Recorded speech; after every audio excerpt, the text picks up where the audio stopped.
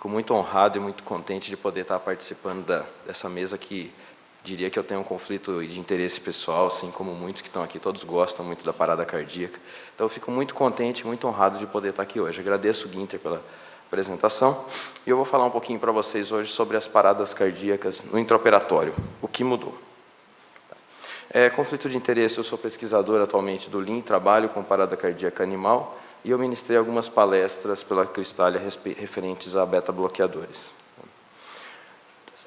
A grande diferença entre quando a gente fala em perioperatório e intraoperatório é que a parada dentro do cenário cirúrgico ela é muito diferente do cenário extra-hospitalar. Começando pela incidência. A nossa incidência varia de 4,3 a 34,6 a cada 10 mil anestesias. Isso é uma incidência muito maior que o comum, muito maior do que o encontrado na média geral das internações, na média gerais do intra-hospitalar. Que, na média, a gente tem mais ou menos umas 50 paradas cardíacas a cada 100 mil habitantes ano. Então, se vocês verem a cada 100 mil habitantes, aqui tem uma incidência relativamente maior. E a causa dentro do intraoperatório, geralmente é uma causa muito bem definida. Você sabe e antecipa o porquê o paciente parou. Ela não é uma coisa que simplesmente você chega e o paciente já está parado. Você chega e você sabe o que aconteceu com aquele paciente e por que ele teve a parada cardíaca. E a nossa incidência, a nossa diferença é tão grande no intraoperatório que a arritmia mais comum que a gente tem no intraoperatório, que levam muitas vezes à parada, são as bradicardias seguidas de assistolia, ataque, arritmias e o ritmo de AESP. Quando a gente pega o cenário fora do centro cirúrgico, o cenário internações, o cenário de fora do hospital, a gente pensa muito em FVTV, que seria o ritmo mais comum. Então, a gente já começa aí a ter algumas diferenciais em relação ao período intraoperatório. E toda vez que a gente pensa em parada cardíaca no cenário intraoperatório, a gente vai pensar no CABC.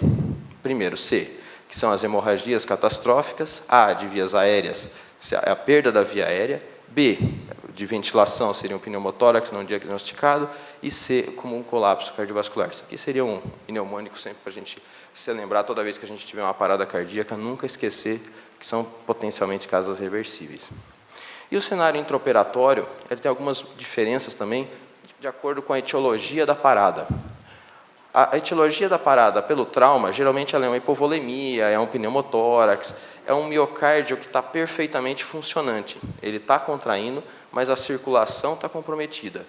O que a gente vai abordar aqui quando a gente fala em diretrizes de ACLS, ela está muito mais relacionada à parada cardíaca clínica, que você tem um paciente que a volemia está completa, mas a falha é miocárdica, a circulação estaria adequada. Então, nessas situações, a massagem cardíaca gera débito. No trauma, que eu vou até falar mais numa outra aula mais para frente, a massagem cardíaca não gera débito. Então, aqui já começa uma delimitação que a gente vai ter um divisor de águas aí na parada cardíaca intraoperatória, as de causa clínica, as de causa traumática. Tá? As diretrizes abordam principalmente as de causa clínica. Então, essa que a gente vai focar aqui um pouco para dizer. E elas são unânimes. Todas as diretrizes, tanto no suporte básico, sumiu o laser, quanto o suporte avançado, a gente vai ter uma grande ênfase nas compressões torácicas. As compressões torácicas são muito importantes e elas têm tido uma grande ênfase. Por quê? Porque a volemia está adequada, meu coração está cheio, ele só precisa de uma força propulsora. Então, cada vez mais a compressão torácica está sendo enfatizada, até mesmo em detrimento da ventilação. E essas novas diretrizes não é diferente. Vocês veem que ela se mantém aqui como, tanto no BLS quanto no suporte avançado, um grande destaque e uma grande ênfase na compressão torácica. E como é que a gente vai fazer essa compressão torácica? A compressão torácica ela vai ter uma frequência entre 100, mínima, até 120. Esse valor de 120 foi acrescido agora nas novas diretrizes, a gente já vai dar uma olhadinha no porquê. Mesma coisa na profundidade, é entre 5 e 6 centímetros, não mais do que 6 centímetros, que você aumenta o risco de lesão de órgãos intratorácicos, podendo até ser prejudicial para o paciente. Sempre lembrar de ter o retorno total do tórax, minimizando interrupções. Até que a via aérea não esteja garantida, a gente vai ter uma relação de 30:2 para adultos, 15:2 para crianças e 3:1 para recém-nascidos. E sempre a gente vai comprimir com força, forte e rápido. O que você tem que tentar comprimir o miocárdio contra o gradil, contra a coluna posterior e o gradil costal, para conseguir comprimir as câmaras, espremer ele o suficiente para ele gerar débito, tá? Minimizando as interrupções. Então, esse 120 saiu de alguns estudos que têm mostrado que eles avaliavam a probabilidade do paciente ter retorno à circulação espontânea de acordo com a frequência. Eram estudos prognósticos, observacionais, que eles avaliavam e colocavam qual que era a probabilidade desse paciente retornar, dado a frequência que ele foi reanimado. E eles sempre viam que quando a frequência saía fora da faixa, você tinha uma menor probabilidade do paciente ter retorno à circulação espontânea e ter alta hospitalar. Então, eles viram que essa variação, quando plotado, vocês veem que a frequência cardíaca ela atinge um pico máximo próximo de 120. Então, aqui a probabilidade de retorno, aqui a frequência. Quando a gente atinge mais ou menos próximo de 120, você tem mais ou menos o ápice da curva. E quando você passa acima de 120, 125, essa curva começa a delimitar, começa a cair. Então, o ótimo da massagem cardíaca é próximo a 120. Tá? Entre 100 e 120 seria o ideal para os nossos pacientes. E a compressão, a mesma coisa. A gente avalia que o ótimo, a taxa de compressão para o paciente ter retorno, ROS, que é retorno da circulação espontânea. Tá? A gente vê que ele cai aqui, ó, mais ou menos entre 5 e 6 milímetros. E começa a ter uma queda depois do sexto centímetro. Por isso que eles estipularam essa profundidade entre 5 e 6 centímetros. Essa seria a profundidade ideal e a taxa de compressão ideal para o paciente em parada cardíaca. Tá? Isso até saiu algumas meta-análises que mostravam que variações tão pequenas, de menos de 5, 6 milímetros de profundidade, eram suficientes para você ter até mudança de desfecho do paciente. Tá? Então, portanto, frequência de 100 a 120 com profundidade de 5 a 6 centímetros. Tá? Agora, isso é um pouco difícil da gente fazer no intraoperatório. Como é que você sabe se você está entre 5 e 6 centímetros? Como é que você tem ideia disso? Uma das ideias que a gente vai ter, se a compressão está eficaz, é pelas metas fisiológicas. Então, a gente vai estipular e ver se a compressão está definitivamente eficaz pelas metas fisiológicas que nós temos. A primeira é o ETCO2. Como meta, para garantir a qualidade da RCP, a gente vai ter uma meta de ter um ETCO2 acima de 10. Então, durante a ventilação, lembrar que a ventilação tem que ser feita durante uma parada, não é no aparelho de anestesia. Não adianta você chegar lá no ventilador, setar com 10 incursões por minuto e deixar. Não, ela tem que ser passada para o modo manual e a ventilação tem que ser manual. Tá? Não adianta deixar em ventilação mecânica durante a parada. E ela tem que te dar um ETCO2 de mais ou menos acima de 10. Se está acima de 10, você sabe que essa compressão está 10. Tá? Então, a sua compressão está boa. E se tiver reduzido por mais de 20 minutos, ou seja, por mais de 20 minutos de RCP, você não consegue aumentar essa ETCO2, por mais que a RCP seja de qualidade, você diminui muito a chance desse paciente ter retorno à circulação espontânea. Então, ela deve ser perseguida. Outro objetivo extremamente importante que nós temos é a pressão de perfusão coronariana. Pressão de perfusão coronariana, quando você vai publicar um trabalho experimental, é a primeira coisa que o revisor vai olhar para você e perguntar: como que está a pressão de perfusão coronariana entre os grupos? Houve diferença? Porque se houve, tem diferença da massagem. Então, isso pode inviabilizar a comparação do seu estudo. E a pressão de perfusão, ela é mais ou menos relacionada à pressão de relaxamento na diástole, pressão arterial diastólica, menos a relaxamento do átrio direito. Alguns trabalhos colocam como a pressão de oclusão da artéria pulmonar, que estaria mais próximo da pressão diastólica final do ventrículo esquerdo. Então, essa pressão diastólica final do ventrículo esquerdo seria mais próxima, mas para a prática clínica eles extrapolam utilizando a pressão do átrio direito, que seria próxima a PVC. Se ela não atinge 15 durante a parada, esse é um paciente que não vai ter retorno à circulação espontânea. E aqui estão alguns trabalhos que levaram isso até ser colocado isso como um foco da nova diretriz.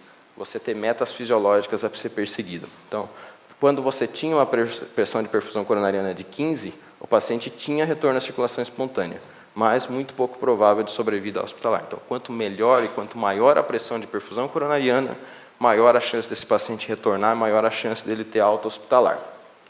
Então, tudo vai depender da pressão de perfusão coronariana que você consegue gerar durante a massagem. E aqui só um gráfico ilustrativo para vocês verem. Então aqui, essa diferença seria a pressão de perfusão coronariana. Olha o número de batimentos e o número de compressões que a gente deve fazer, isso aqui é um modelo animal, para você conseguir atingir e variar a compressão e atingir uma pressão de perfusão coronariana adequada. E quando você faz uma pausa ventilatória, olha o que acontece com a sua pressão. Volta a zero. Por isso que é extremamente importante, primeiro, perseguir a pressão de perfusão coronariana adequada e, segundo, minimizar os tempos de interrupções. Os tempos de interrupção durante a compressão cardíaca devem ser limitados a, no máximo, 10 segundos. Tá? Acima de 10 segundos, você já tem diferença de mortalidade desse seu paciente.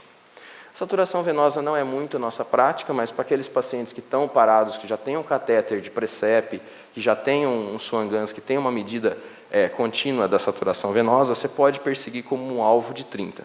Mas esses pacientes, geralmente, você já está com eles monitorizado e eles já têm associado pressões de PVC e pressão arterial invasiva, que são mais fidedignas que a saturação venosa central.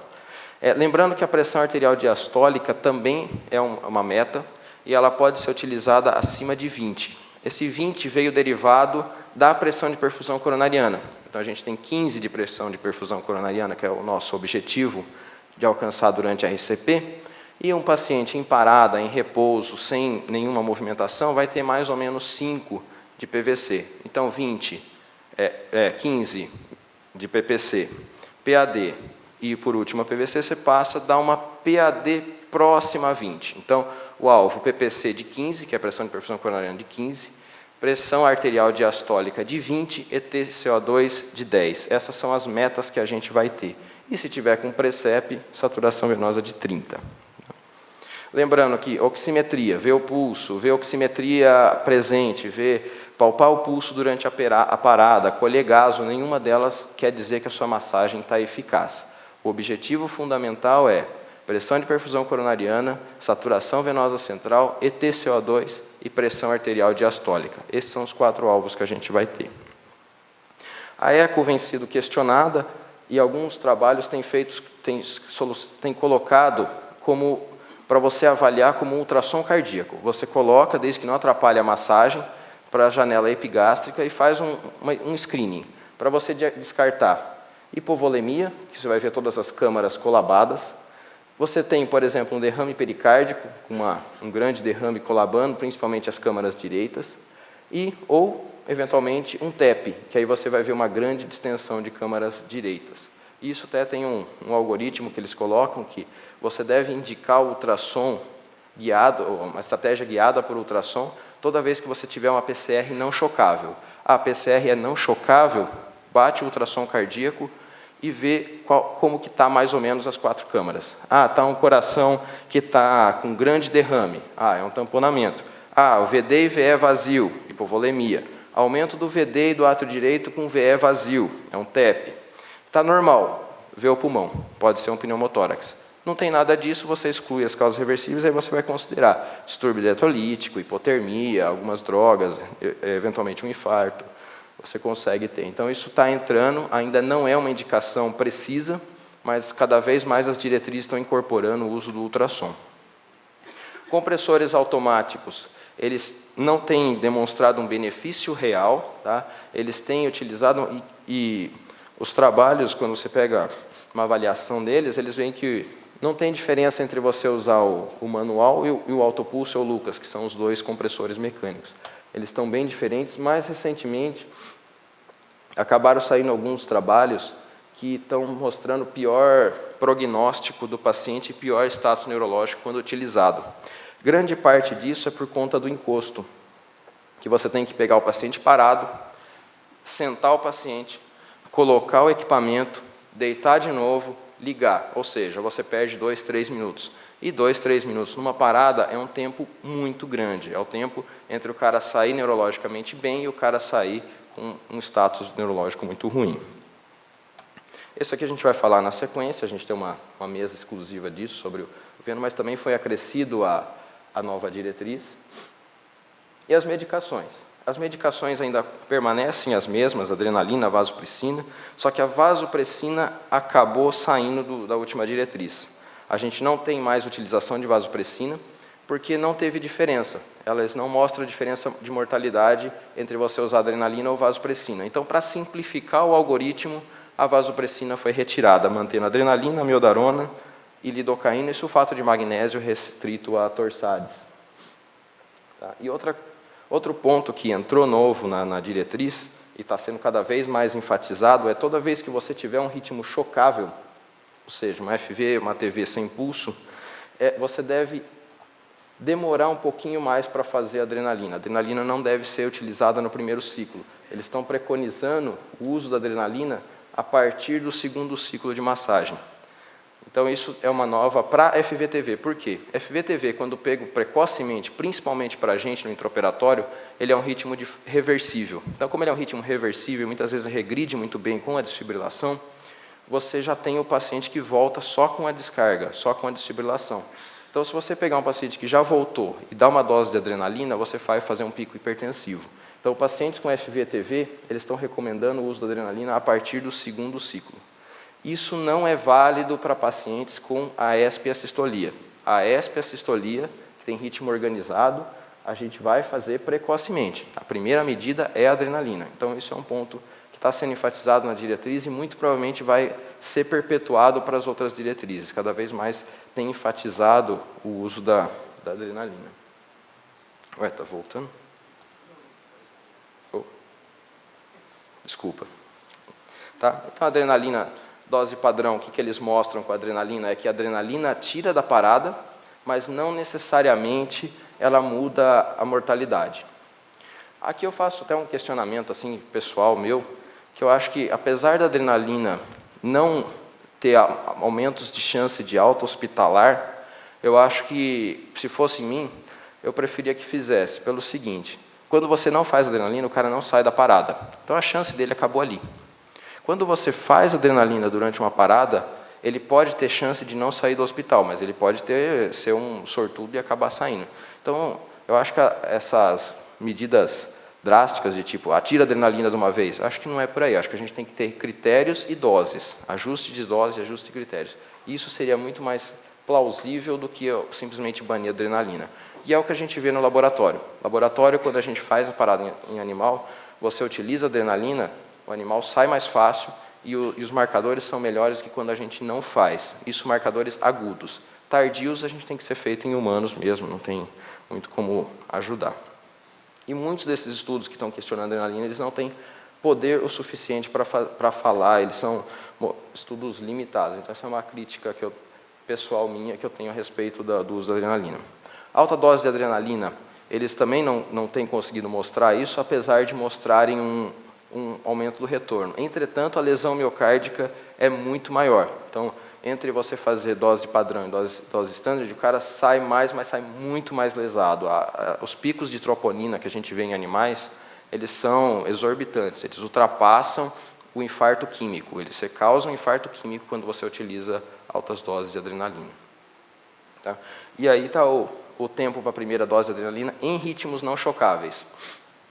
Quando a AESP e a sistolia, vocês veem que quando feito precocemente, com menos de 1 minuto, olha a probabilidade de você ter retorno à circulação espontânea. Então, a nossa parada no intraoperatório deve ser feito precocemente a adrenalina quando for um ritmo AESP. Se for FVTV, não. Mas se for AESP ou a sistolia, a adrenalina deve ser feito, que você melhora muito e aumenta muito a probabilidade de sobrevida do nosso paciente. E um último ponto que eu queria trazer aqui para vocês para discutir é sobre o uso que tem sido até colocado na nova diretriz, sobre o uso de corticosteroides durante a parada. Atualmente, a única droga que é administrada durante a parada tem mostrado um benefício, uma diferença de sobrevida real. É a única droga que tem trial, que tem estudos randomizados, que tem mostrado uma diferença de mortalidade. Então, eles estão recomendando a utilização de metilprednisolona 40 miligramas.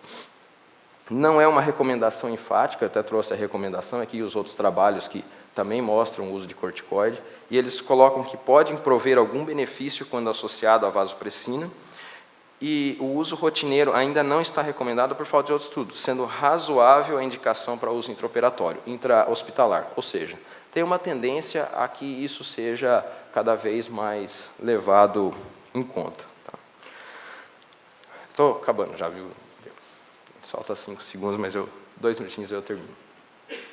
E o tempo da desfibrilação? O tempo da desfibrilação, assim como a adrenalina, para ritmos não chocáveis, o tratamento para ritmos chocáveis é a desfibrilação. Quanto mais rápido você fizer a desfibrilação, maior a probabilidade desse paciente obter retorno, e não só retorno, ter menor disfunção. Então, quando você olha a fração de ejeção de pacientes que tiveram uma desfibrilação mais precoce, você vê que há uma grande diferença da fração de ejeção do paciente imediatamente após a parada. Então, a desfibrilação tem que ser feita precocemente e, idealmente, menos de 1 minuto. Por isso é fundamental, quando vocês estiverem no centro cirúrgico, saber onde que está o desfibrilador, que é sempre uma pergunta que a gente faz e a gente nunca sabe. A ventilação foi mantida e eles tiveram ênfase muito em manter a ventilação. Esse é um estudo que eles só variavam a ventilação, e só de variar a ventilação de 12 para 30 minutos, olha a nossa pressão de perfusão coronariana. Saiu de 23,4 com 12 por minuto, quando passou para 30 para 16, que seria o limite. Então, quando a gente estiver num cenário de parada cardíaca, lembrar de evitar a hiperventilação dos nossos pacientes.